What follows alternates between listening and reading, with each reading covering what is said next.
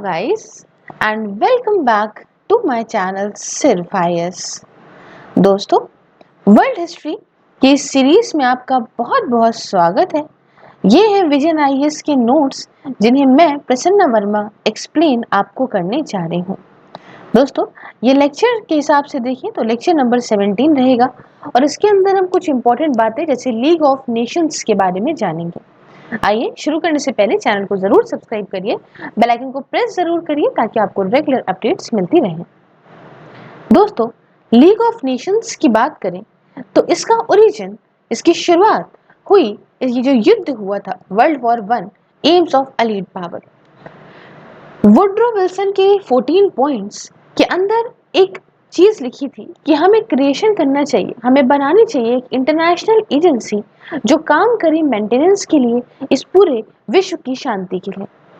Similarly Britain ने भी list करा क्रिएशन ऐसे ऑर्गेनाइजेशन का one of its war AIIMS के तौर पे ड्यूरिंग वर्ल्ड वॉर 1। ये जो क्लॉज था इसने ही फॉर्म लिया लीग ऑफ नेशंस का, जिसको बनाया गया जनवरी 1920 में और हेडक्वार्टर इसका रखा गया जेनेवा के अंदर, सेम दिन same day as the treaty of Versailles came into effect. आइए एम की बात करते हैं लीग ऑफ नेशन की। दोस्तों, कुछ फॉलोइंग एम की बताऊंगी आपको जो लीग ऑफ नेशंस के थे। जैसे कि पहला कि सेटल करना इंटरनेशनल डिस्प्यूट को ताकि आगे भविष्य में कोई वॉर ना हो। इसको करा जाता through principle of collective security के माध्यम से। दोस्तों, सारे ही मेंबर ये जो नेशंस के थे वो कलेक्टिवली एक साथ मिलकर काम कर रहे थे अगेंस्ट अ नेशन जो कोशिश करता इस वॉर की शुरुआत करने की। ये एक्शन जो था against the aggressor nature will take the form of economic sanction, जैसे उस नेशन पे इकोनॉमिक सैंक्शन लगा के, मिलिट्री एक्शन लगा के अगर जरूरत पड़ती तो ऐसे सामने वाले नेशन को रोका भी जाता। इसलिए मेंटेनेंस इंटरनेशनल पीस और सिक्योरिटी का यही मेन उद्देश्य था इस लीग का। दूसरी बात, इकोनॉमिक और social work. League of Nations वो काम करने के लिए जागरूक था इंटरनेशनल कोऑपरेशन के साथ for economic and social development across the world. इस पर्पस के लिए अलग अलग organisation within the League of Nations को क्रिएट किया गया। आगे बात करते हैं लीग कन्वीनेंट की। यहाँ पे देख सकते हो आप, हमने एम्स वगैरह की बात कर ली, अब ये देख सकते हैं आप। देखिए, अगर हम इसकी पहली चीज जैसे कि पहले इसकी थोड़ा बेस समझते हैं कि it was the list of rules through which the League works to operate. ठीक है, ये क्या थे? ये लिस्ट ऑफ रूल्स थे जिसके माध्यम से लीग ऑपरेट करता, और ये जो रूल्स थे इसे ड्रॉ करा गया था बाय इंटरनेशनल कमिटी जिसके अंदर लीडर्स थे इंपॉर्टेंट वर्ल्ड पावर्स के। अब आते हैं बात ऑर्गेनाइजेशनल स्ट्रक्चर की जो कि इस लीग ऑफ नेशंस के थे। जैसे कि अगर हम पहला मेंबरशिप की बात करें तो यहाँ पे कुछ 42 member nations to begin with. By 1926 शुरुआत में तो 42 नेशंस थे। 1926 आते आते जब जर्मनी को मेंबरशिप दी गई तो टोटल मेंबर इस नेशन के यहाँ पे हो गए टोटल 55। सिक्योरिटी काउंसिल की बात करें तो लीग ऑफ नेशंस के अंदर अगर हम बात करें तो इसमें यहाँ पे यूनाइटेड नेशन सिक्योरिटी काउंसिल थी, like security council with 8 members to begin with. शुरुआत में तो 8 मेंबर थे जिसमें कि 4 परमानेंट मेंबर्स थे और 4 नॉन परमानेंट मेंबर्स थे।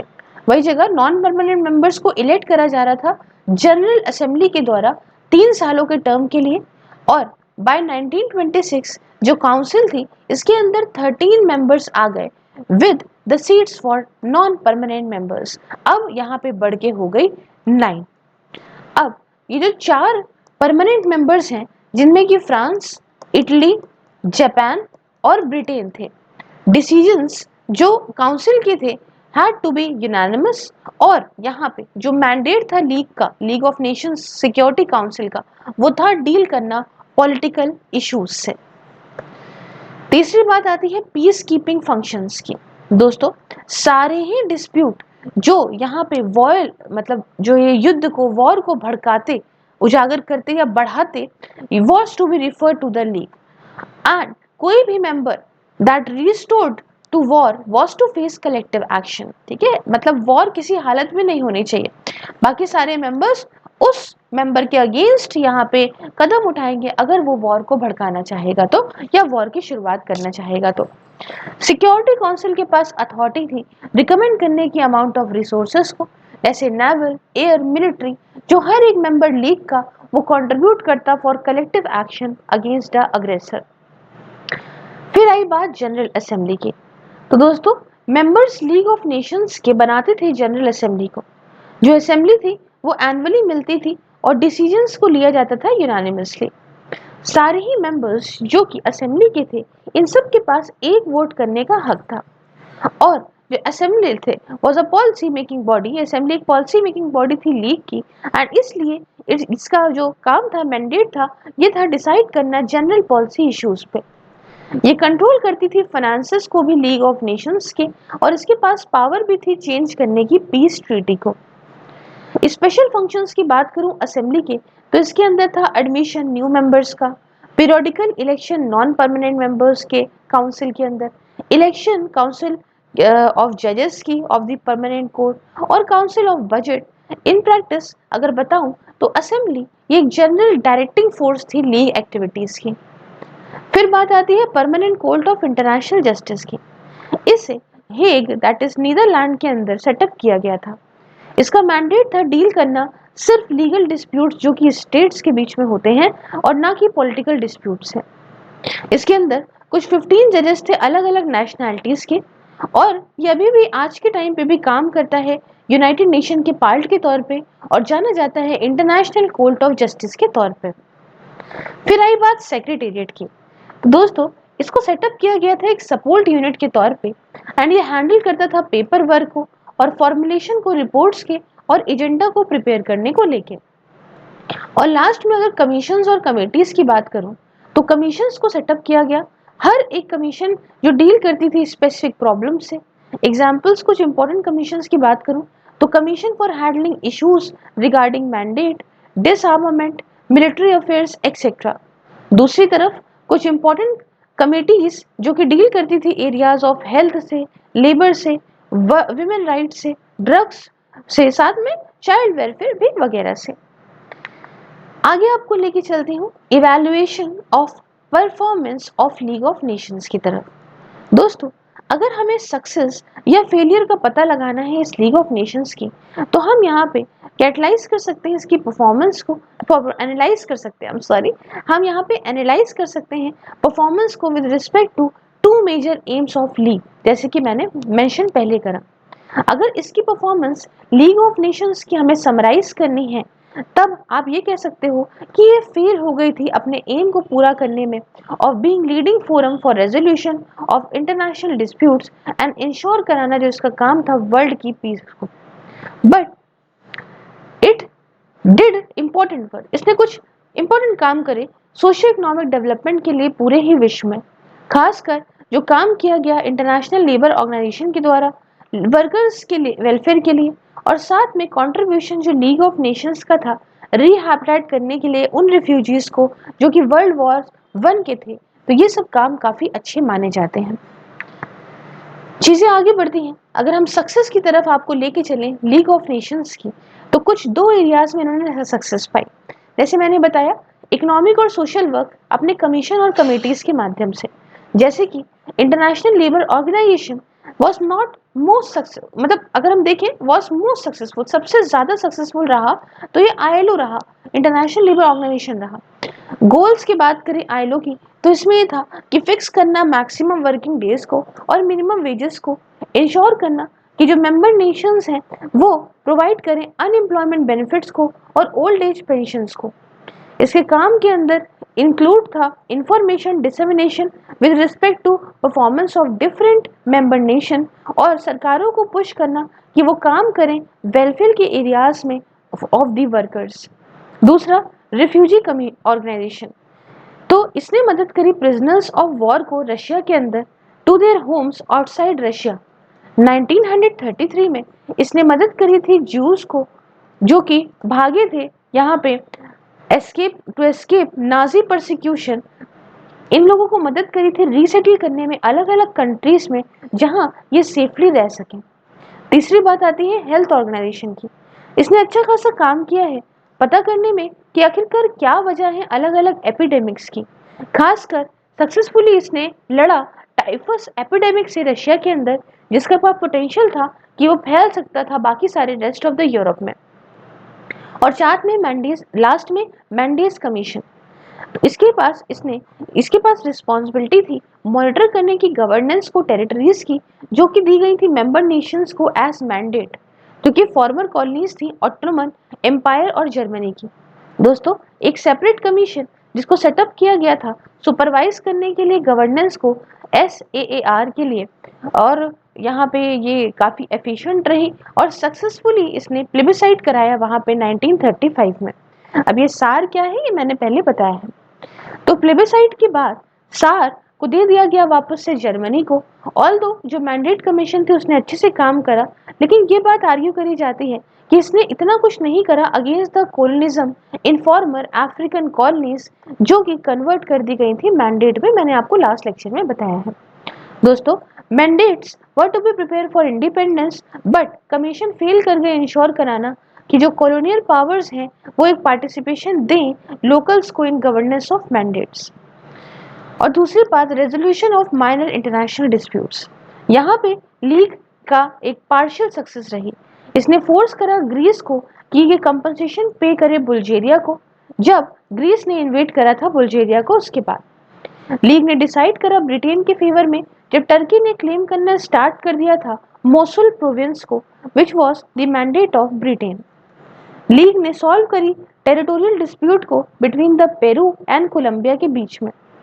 साथ में 1921 में जब यहाँ पे डिस्प्यूट चल रहा था अपर सिलेसिया को लेके, एक इंडस्ट्रियल रीजन था ये between the Germany and Poland, तो लीग ने सक्सेसफुली यहाँ पे दोनों ही पार्टीज को यहाँ पे एक सेटलमेंट करवाया और अपर सिलेसिया को पार्टीशन कर दिया गया दोनों ही के बीच में। तो अगर मोटे मोटे तौर पे मैं आपको कंक्लूजन बताती हूँ तो नन ऑफ दीज डिस्प्यूट्स की वजह से वर्ल्ड की पीस यहाँ पे खतरे में थी।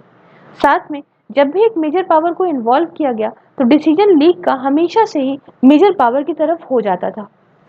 तो इसलिए चीज को आगे बढ़ाते हैं और फेलियर कॉजेस इनइफेक्टिवनेस के क्या वजह थी जो लीग ऑफ नेशंस फेल हो गई और उस अच्छा काम नहीं कर पाई, आपको बताती हूँ।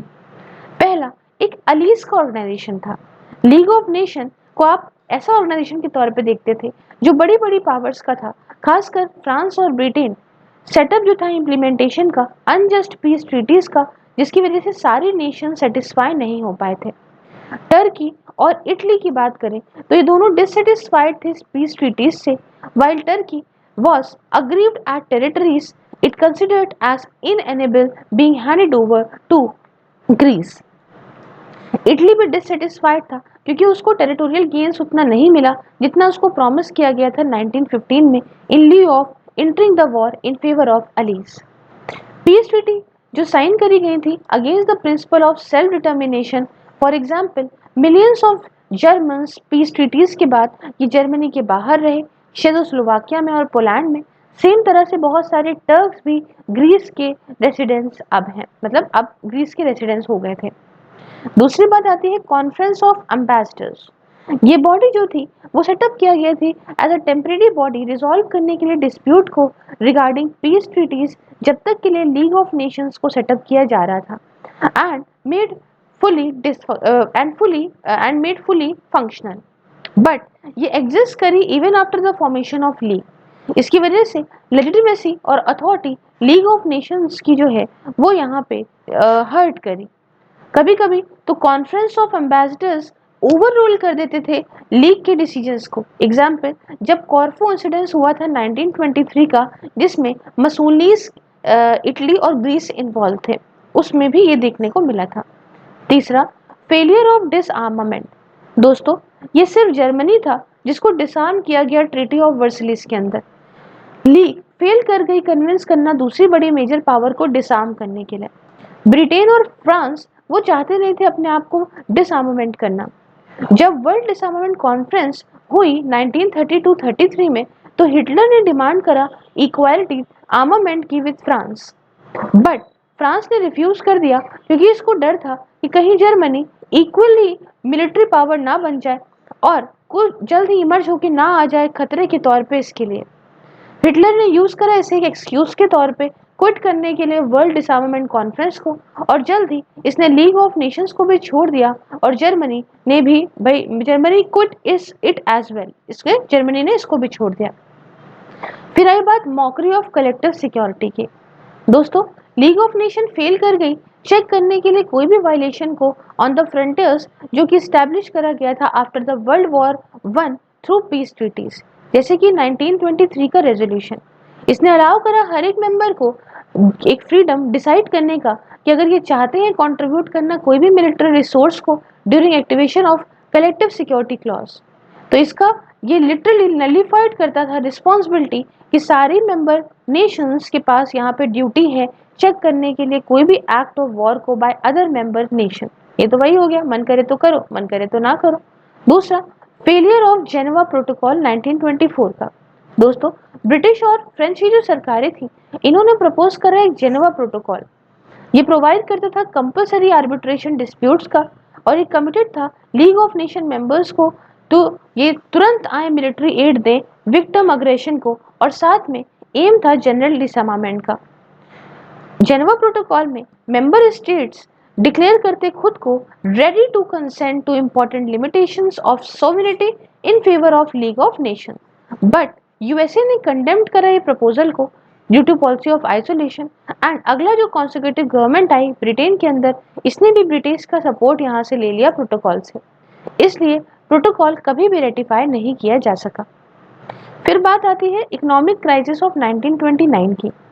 इसकी वजह से काफी पॉवर्टी और अनएम्प्लॉयमेंट आया, और धीमे धीमे यहाँ पे राइट विंग की सरकार पावर में आ गई पूरे वर्ल्ड में। ये सारी सरकारों के पास ज्यादा अग्रेसिवनेस थी, और ये लीग कन्वेनेंट को अब वायलेट भी कर रहे थे।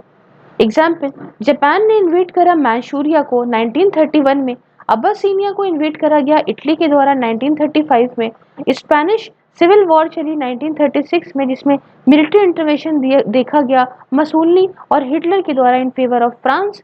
जापान ने इन्वेट करा चाइना को 1937 में, और हिटलर ने एनेक्स किया ऑस्ट्रिया को 1938 में।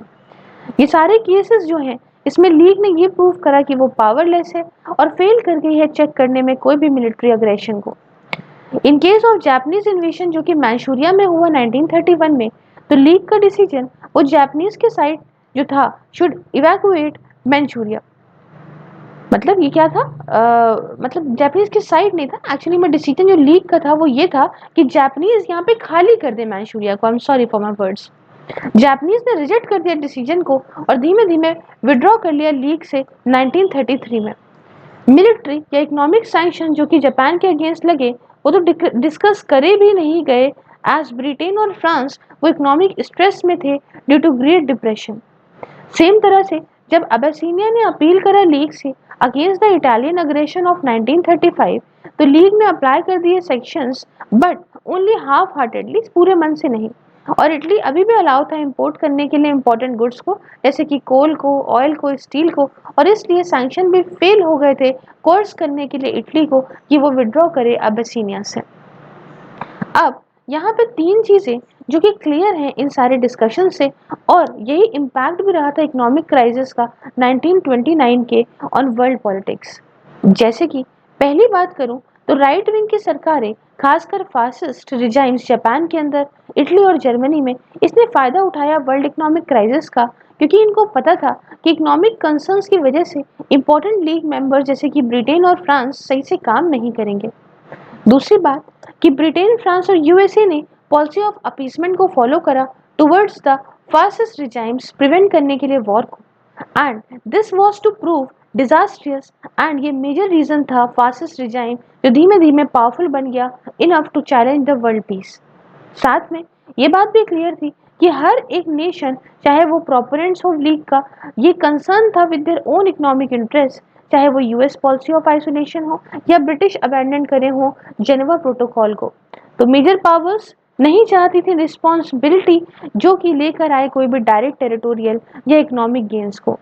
इवन ब्रिटेन और फ्रांस जो थे वो भी यहाँ पे who were at the helm of the affairs of league, ये भी यहाँ पे एक्ट नहीं करते जब मतलब when they did not find support of other important economic and military power जैसे कि यूएसए, यूएसएसआर एक्सेट्रा। जो नेशनल इकोनॉमिक कंसर्न है और पॉलिटिकल बेनिफिट है वो ज़्यादा इंपॉर्टेंट बन चुके थे अब वर्ल्ड पीस के कंपैरिजन में। अब एक बात यहाँ आप देखिए कि लीग ऑफ नेशन ये ट्रूली रिप्रेजेंटेटिव ऑर्गेनाइजेशन नहीं था। क्यों? क्योंकि इसके अंदर लिमिटेड मेंबरशिप थी एंड इसी की वजह से यहाँ पे फंड्स की कमी थी लीग के कामों में। तीन मेन जो पावरफुल वर्ल्ड की पावर्स थी जैसे यूएसए, यूएसएसआर और जर्मनी, वो इसके मेंबर्स नहीं थे जब लीग को बनाया गया था 1920 में। इसलिए ये एक ऑर्गेनाइजेशन बन गया फ्रेंच और ब्रिटिश का, और यहाँ पे लेजिटिमेसी की कमी थी कि इसे हम ट्रूली रिप्रेजेंटेटिव वर्ल्ड बॉडी बोल पाए। जर्मनी को एडमिट सिर्फ 1926 में किया गया, वाइल यूएसएसआर को मेंबरशिप मिली 1934 में। यूएस तो कभी ज्वाइन ही नहीं करा लीग ऑफ नेशंस को, ना ही इसने रेटिफाई करा पीस ट्रीटीज को। जब वर्ल्ड वॉर 1 हुई उसके बाद यूएस पब्लिक रिजेक्ट कर दी वुड्रो विल्सन के 14 पॉइंट्स को, और यूएस ने रिवर्ट बैक करा अपनी पॉलिसी ऑफ आइसोलेशन को। दोस्तों, रिपब्लिकन्स ने देखा इस लीग ऑफ नेशंस को एक वर्ल्ड गवर्नमेंट के तौर पे, एंड यहाँ पे ये खतरा बन सकती थी यूएस के नेशनल सोवेनिटी और फ्रीडम को। तो चाहता नहीं था कि इन्वॉल्व हो कोई भी फ्यूचर मिलिट्री कन्फ्लिक्ट में, ना ही इन्वॉल्व हो यूरोपियन अफेयर्स में। 1933 आते आते जापान ने भी लीग ऑफ नेशंस को क्विट कर दिया, एंड उसी के बाद ही हिटलर की जो जर्मनी थी उसने भी लीग को छोड़ दिया। इसलिए on the eve of world war 2 league of Nations was in ruins and failure. तो अगर मैं समरी के तौर पे बताऊं दोस्तों, लीग ऑफ नेशन फेल कर गई थी इम्प्लीमेंट करना अपना डिसीजन डिस्प्यूट पे, जहां पे वर्डिक्ट लीड का वो अगेंस्ट होता था मेजर पावर के। अग्रेसिव रिजाइन जैसे कि आपका जापान, इटली और जर्मनी ने डिफाइट करा लीग को, और ब्रिटेन और फ्रांस उन्होंने कुछ करा नहीं ज़्यादा लीग के लिए। इकोनॉमिक क्राइसिस जो कि 1929 के थे वो भी रिस्पॉन्सिबल है अपने तरीके से। कॉन्फ्रेंस ऑफ एम्बेसडर ने अंडरमाइन करा लीग की अथॉरिटी को, और कुछ इंपॉर्टेंट पावर्स जैसे कि जर्मनी, यूएस, यूएसएसआर वो इसके मेंबर्स नहीं थे। दोस्तों, लीग कन्वीनियंट जो बताया मैंने रूल्स वो काफ़ी कमज़ोर थे, एंड ये फेल कर गए प्रोवाइड करना एक रियल कलेक्टिव सिक्योरिटी को। अब इम्पैक्ट क्या रहा फेलियर का लीग ऑफ नेशंस की? दोस्तों, धीमे धीमे छोटी छोटी स्टेट्स अपना फेथ खोने लग गई लीग ऑफ नेशंस से due to inaction against aggression जो कि मैंचूरिया में और एबेसिनिया में हुआ था। फैसिस्ट रिजाइन अब इनकरेज हुए, और हिटलर काफ़ी कॉन्फिडेंट बन गया वायलेट करने के लिए ट्रीटी ऑफ वर्सलिस को, और वर्ल्ड वॉर 2 ये अब रोके ना रुक सकती थी, ये तो होनी ही थी। अब अगर मैं कंपेयर करूं यूनाइटेड नेशंस और लीग ऑफ नेशंस को, तो दोस्तों यूनाइटेड नेशंस के बारे में पहले बताऊंगी और फिर लीग ऑफ नेशंस के बारे में बताऊंगी। सेटअप किया गया यूएन को 1945 में वर्ल्ड वॉर 2 के बाद, वही जगह लीग ऑफ नेशंस को सेटअप किया गया था 1920 में वर्ल्ड वॉर 1 के बाद। यूएन चार्टर है यूनाइटेड नेशन के अंदर, और लीग कन्वीनियंट था, वही रूल्स थे लीग ऑफ नेशंस के। यूनाइटेड नेशन में एक्टिव था यूएस और यूएसएसआर का पार्टिसिपेशन, लेकिन लीग ऑफ नेशन में यूएस ने तो ज्वाइन नहीं करा, और यूएसएसआर को तो सिर्फ बहुत देर में 1934 में एडमिट किया गया था। यूनाइटेड नेशन में आपको यूएस और रशिया का डोमिनेशन मिलेगा, वही जगह लीग ऑफ नेशन में ब्रिटेन और फ्रांस का डोमिनेशन देखने को मिलता था। दोस्तों, यूनाइटेड नेशन में यूएन चार्टर बेस्ड था प्रपोजल में यूएस के, यूएसएसआर के, चाइना और ब्रिटेन के। वही जगह लीग ऑफ नेशंस की अगर मैं बात करूं तो लीग कन्वेनिएंट को ड्रॉ किया गया था यूएस, ब्रिटेन और फ्रांस के द्वारा, एज रशिया को इनवाइट नहीं किया गया था ट्रीटी ऑफ वर्सलिस में। यूनाइटेड नेशन का एम है वर्ल्ड की पीस, प्रोटेक्शन सारे इंडिविजुअल ह्यूमन राइट्स का, और socio economic development. League of Nation की बात करें तो इसके अंदर कोई भी प्रोटेक्शन इंक्लूड नहीं है राइट्स ऑफ एन इंडिविजुअल का। यूनाइटेड नेशन जनरल असेंबली का डिसीजन इसे बनाता है not based on unanimity principle, लेकिन लीग ऑफ नेशन जैसे हम आपको पढ़ा ही रहे हैं, इसकी जनरल असेंबली ने जो डिसीजन लिए वो यूनानिमिटी के प्रिंसिपल पे बेस्ड थे। इसकी वजह से फ्रीक्वेंट स्टेलमेट हुआ करते थे। यूनाइटेड नेशन के अंदर डेवलपिंग कंट्रीज के पास ज़्यादा आवाज़ होती है, वही जगह लीग ऑफ नेशन में कॉलोनीज का तो कुछ कहना ही नहीं था, वो तो कुछ कह ही नहीं सकती थी। यूनाइटेड नेशन की बात करें तो ज़्यादा रिप्रेजेंटेटिव बॉडी है, इसमें सारे ही नेशन मिलेंगे आपको जिसके जो मेंबर हैं। ये बड़ी बहुत रिप्रेजेंटेटिव थर्ड वर्ल्ड के लिए है आफ्टर फॉर्मर कॉलोनीज को जब इंडिपेंडेंस मिली, और मेंबरशिप भी यहाँ बढ़ी after the emergence of new states जो कि यूएसएसआर के डिसइंटीग्रेशन के बाद बनी। वही जगह लीग ऑफ नेशन काफी कम रिप्रेजेंटेटिव थी, क्यों? क्योंकि यहाँ पे मेंबरशिप नहीं थी सारे नेशन की।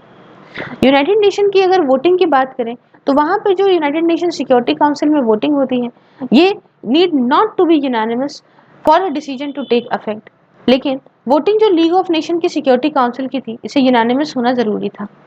यूनाइटेड नेशन के परमानेंट मेंबर्स अगर हम यूनाइटेड नेशन सिक्योरिटी काउंसिल के बताएं तो इसमें यूएसए है, फ्रांस, ब्रिटेन, रशिया और चाइना है। और number of non permanent members जो है वो 10 है, जिन्हें इलेक्ट किया जाता है 2 सालों के लिए। और लीग ऑफ नेशन में परमानेंट मेंबर्स जो लीग ऑफ नेशन के थे वो थे फ्रांस, ब्रिटेन, जापान और इटली। और इसके साथ number of non permanent members जो थे वो 9 हो गए थे 1926 आते आते, जिनमें कि ये शुरुआत में तो सिर्फ 4 हुआ करते थे 1920 में, जब लीग ऑफ नेशन को बनाया गया था। और इनको उस समय इलेक्ट किया जाता था 3 सालों के लिए। तो दोस्तों, यूनाइटेड नेशन ज़्यादा सक्सेसफुल रहा क्योंकि ज़्यादा समय तक चला, मनी भी था इसके पास इकोनॉमिक सोशल डेवलपमेंट के काम के लिए, और साथ में स्कोप जो यूनाइटेड नेशन का था वो काफ़ी ज़्यादा वाइड था in the domain of socio economic development than League of Nations. दोस्तों, सारी जो स्पेशलाइज्ड एजेंसीज हैं यूएन की एक्सेप्ट आईएलओ, इन्हें 1945 के बाद सेटअप किया गया है। यूएन ज़्यादा फोकस है अच्छी गवर्नेंस के लिए। फॉर एग्जाम्पल, इसने बनाया और वर्क किया, काम किया मेंबर नेशंस के लिए, ताकि वहाँ डेवलपमेंट टारगेट्स पूरे हों, जैसे कि मिलेनियम डेवलपमेंट गोल्स वगैरह, जो कि बाद में चेंज होके अब एसडीजी बने हैं ना। तो यूनाइटेड नेशन वो अपना एक डिसिसिव एक्शन ले सकता था due to changing the procedures, जैसे कि United Nation General Assembly does not need unanimous vote. साथ में UNSC veto can be overruled by United Nation General Assembly as per the Uniting for Peace resolution of 1950 during Korean war 1950। दोस्तों, USSR boycott कर रहा था UNSC को during the non admission of communist China, लेकिन कुछ catalyst ने argue ये करा कि एब्सटेंशन का मतलब है वीटो करना रेजोल्यूशन को। इसलिए यूनाइटेड नेशन जनरल असेंबली को वॉज कंसल्टेड एंड इसने एक क्लॉज पास करा जिसने अलाउ करा वीटो को कि ओवर रूल किया जा सकता है, एंड इसलिए यूनाइटेड नेशन अब इंटरवेन कर सकता है कोरियन वॉर में।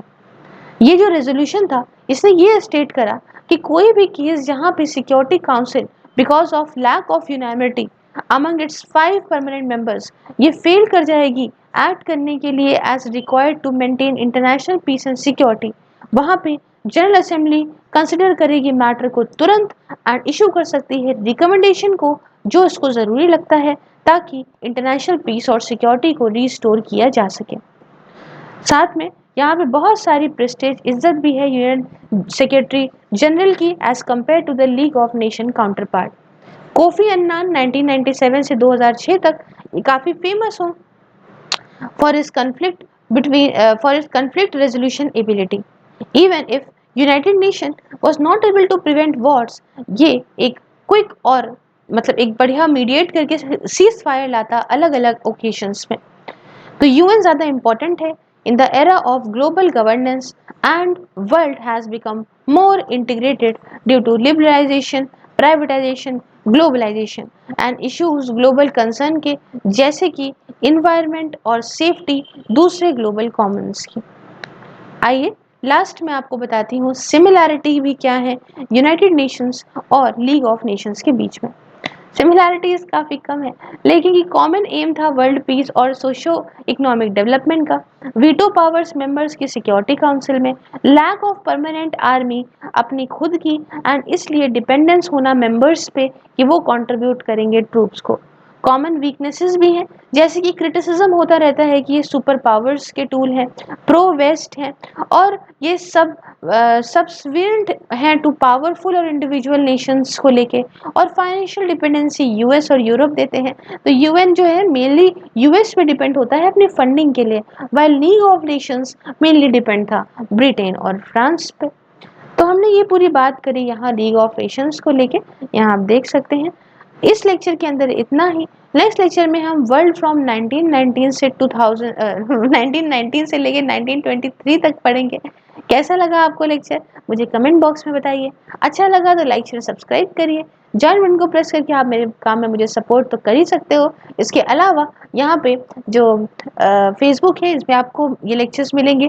ट्विटर, इंस्टाग्राम, टेलीग्राम, इन सब की आईडीज आपको लिंक डिस्क्रिप्शन बॉक्स में मिल जाएगा। डेली क्वेश्चंस और पीडीएफ वगैरह के लिए आप मुझे इन जगहों पे फॉलो कर सकते हो। Thank you so much for watching. मिलती हूँ जल्दी नेक्स्ट वीडियो में। जय हिंद, जय भारत।